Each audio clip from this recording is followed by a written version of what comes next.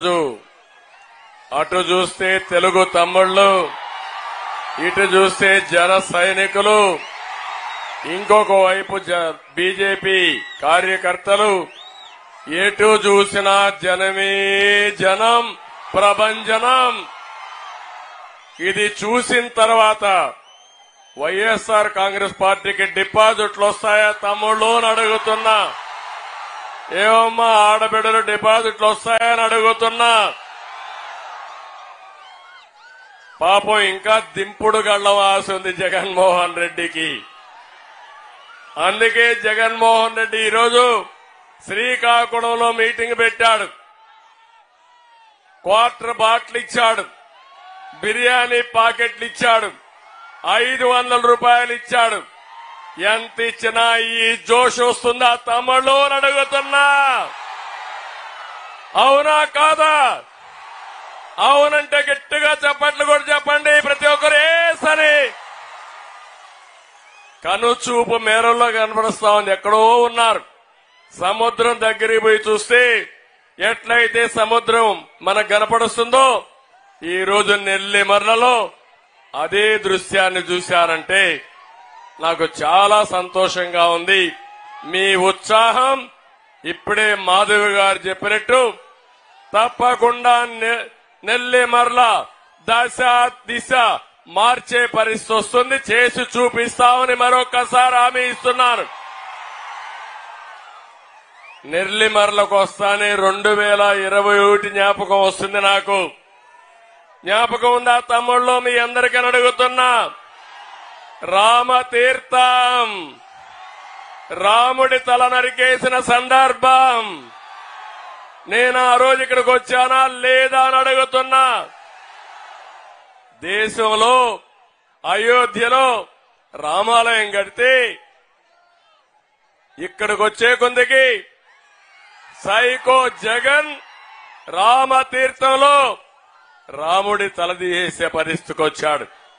నేను అడుగుతున్నా, మిమ్మల్ని మీరు క్షమిస్తారా అని అడుగుతున్నా, ఉపేక్షిస్తారా అని అడుగుతున్నా, వదిలిపెడతారా అని అడుగుతున్నా, చిత్తు చిత్తుగా ఓడిస్తారా లేదా అని మిమ్మల్ని అడుగుతున్నా.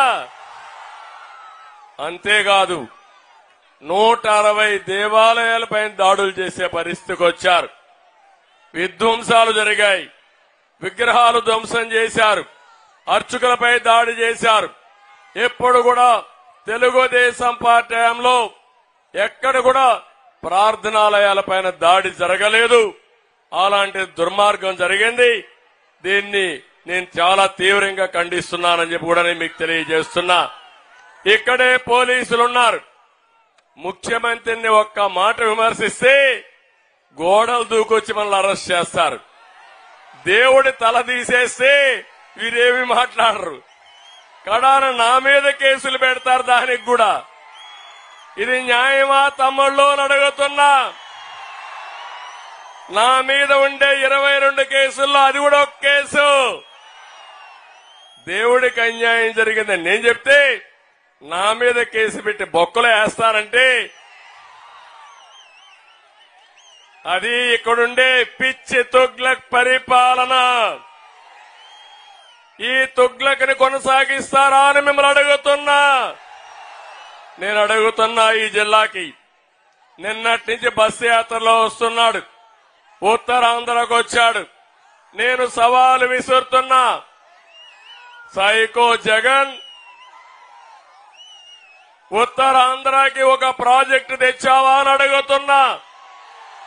ఒక్క సాగునీటి ప్రాజెక్టు పూర్తి చేశావని అడుగుతున్నా. ఒక్క తమ్ముడికి ఉద్యోగాలు ఇచ్చారని అడుగుతున్నా. ఏమో మా ఆడబిడ్డలు మీకు న్యాయం చేశారని అడుగుతున్నా.